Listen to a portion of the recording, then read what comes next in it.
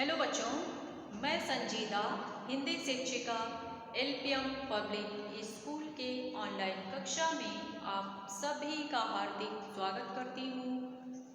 प्यारे बच्चों, आप सभी कैसे हैं? उम्मीद करती हूँ कि आप सभी अच्छे होंगे और खूब मेहनत से अपनी पढ़ाई कर रहे होंगे। चलिए बच्चों, आज की कक्षा प्रारंभ करते हैं। आज हम सब अपनी पाठ्य पुस्तक हिंदी व्याकरण के प्रकरण है लिंग नामक पाठ का अध्ययन करेंगे। तो चलिए शुरू करते हैं। देखिए बच्चों, लिंग शब्द संस्कृत भाषा का शब्द है, ठीक है। और इसकी परिभाषा क्या है? संज्ञा के जिस शब्द से पुरुष और स्त्री जाति के होने का पता चले उसे लिंग कहते हैं, ठीक है। और लिंग दो प्रकार के होते हैं, पुल्लिंग और स्त्रीलिंग। पुल्लिंग शब्द किसे कहते हैं? जिससे पुरुष जाति का पता चले, और स्त्रीलिंग जिससे स्त्री जाति का पता चले। जैसे दादाजी, दादाजी पुल्लिंग है और दादी जी स्त्रीलिंग, ठीक है बच्चों। तो चलिए अब आगे हम लोग कुछ पढ़ते हैं। कुछ पुल्लिंग और स्त्रीलिंग शब्द हम लोग देखते हैं।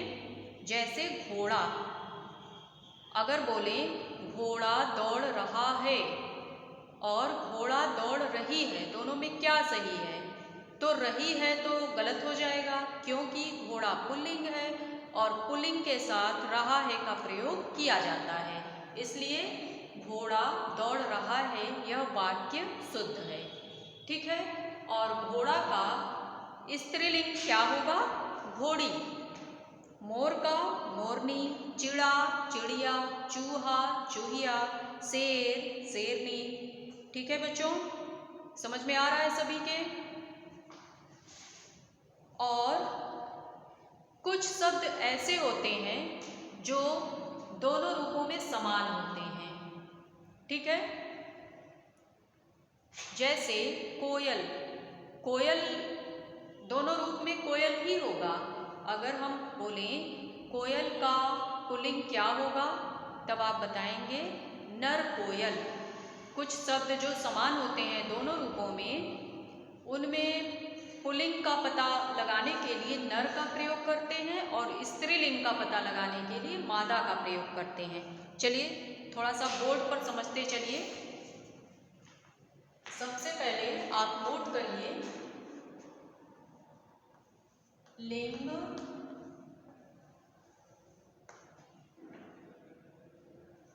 संस्कृत भाषा का शब्द है। संस्कृत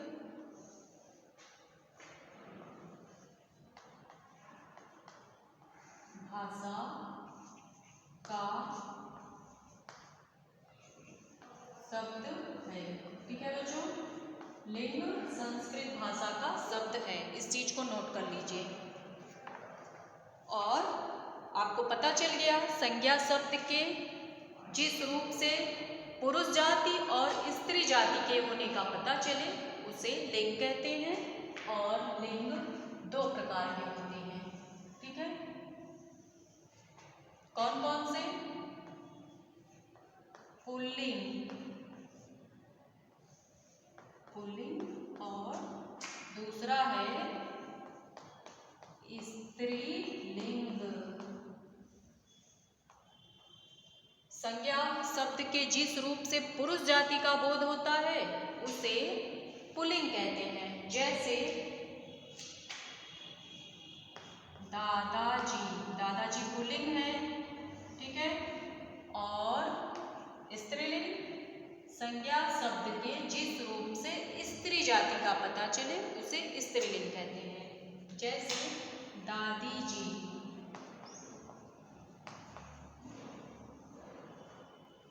अब ऐसे बहुत सारे पुल्लिंग और स्त्रीलिंग हैं, ठीक है। नाना नानी, मौसा मौसी, घोड़ा घोड़ी, बाघ बाघिन, बैल गाय, ठीक है बच्चों।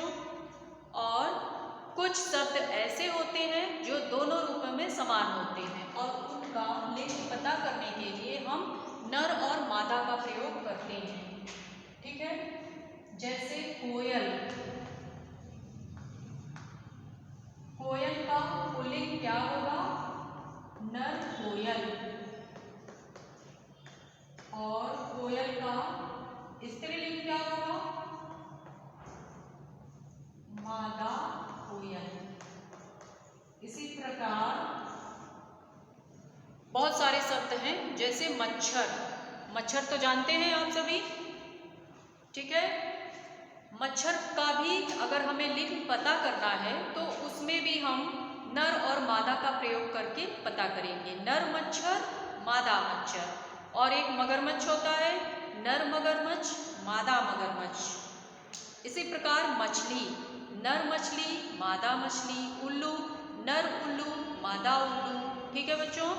तो कुछ शब्द ऐसे होते हैं जो दोनों रूपों में समान होते हैं, उनका लिंग पता करने के लिए हमें नर और मादा उनके आगे लगाकर पता करना होता है। तो आप सभी के समझ में आ गया होगा।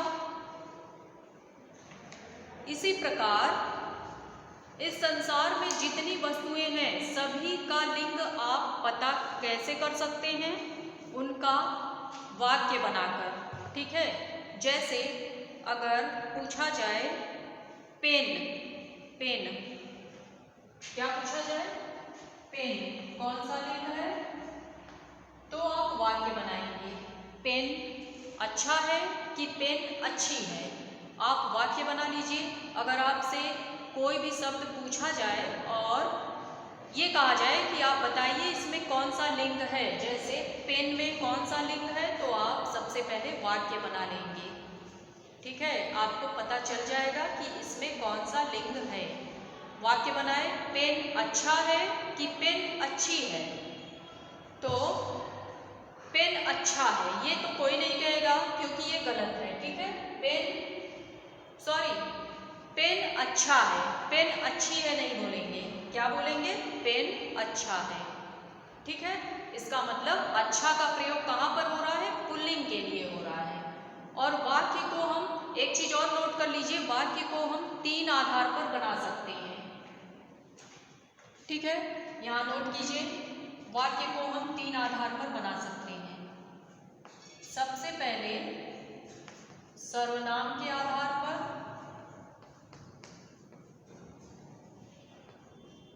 दूसरे नंबर पर विशेषण के आधार पर और तीसरे नंबर पर क्रिया के आधार पर।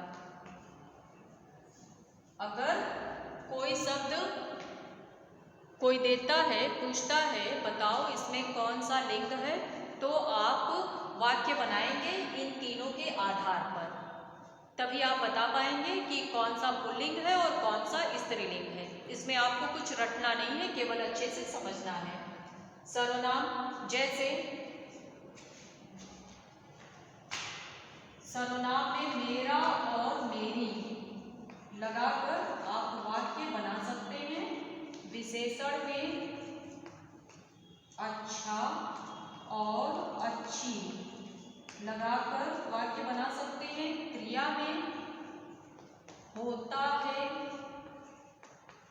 होती है लगाकर आप वाक्य बना सकते हैं। ठीक है बच्चों,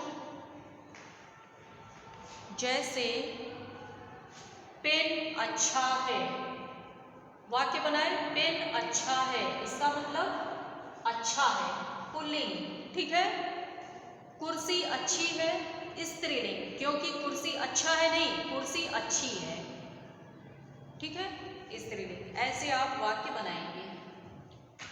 अब जैसे सर्वनाम लगाकर आप वाक्य बनाइए, घर, मेरा घर, यह मेरा घर है, मेरी घर है नहीं बोलते हैं, मेरा घर है, इसका मतलब घर पुल्लिंग है। और विशेषण लगाइए, अच्छा घर है, कोई ये नहीं बोलेगा अच्छी घर है, सभी बोलेंगे अच्छा घर है, इसका मतलब घर पुल्लिंग है। घर होती है, कोई नहीं बोलेगा घर होता है, सभी बोलेंगे। इसका मतलब घर क्या है, क्रिया को अगर हम रखकर वाक्य बनाते हैं तो घर पुल्लिंग है। समझ में आ रहा है बच्चों? तालाब, तालाब क्या है? अच्छा है कि अच्छी है? तालाब अच्छी है, नहीं कोई बोलेगा, गलत है। तालाब अच्छा है, इसका मतलब तालाब भी पुल्लिंग है। ठीक है। चाय अच्छी है, आप सभी चाय पीते होंगे तो क्या बोलते हैं? आज चाय अच्छी बनी है। कोई ये नहीं कहेगा आज चाय अच्छा बना है। चाय अच्छी बनी है, इसका मतलब चाय स्त्रीलिंग है। ठीक है। खिड़की, खिड़की खुली है, स्त्रीलिंग। दरवाजा खुला है, कोई ये नहीं बोलेगा दरवाजा खुला है, सॉरी, कोई ये नहीं बोलेगा दरवाजा खुली है, नहीं तो गलत हो जाएगा। सभी बोलेंगे दरवाजा खुला है, इसका मतलब दरवाजा पुल्लिंग है। और खिड़की खुला है, गलत हो जाएगा, खिड़की खुली है, खिड़की स्त्रीलिंग है। ठीक है बच्चों, तो उम्मीद करती हूँ आप सभी को अच्छे से लिंग वाला जो ये प्रकरण है समझ में आ गया होगा। तो आप सब इसे अपनी कॉपी में नोट कर लें और अच्छे से इसको याद कर लीजिएगा। ठीक है बच्चों, चलिए आज के लिए बस इतना ही। धन्यवाद।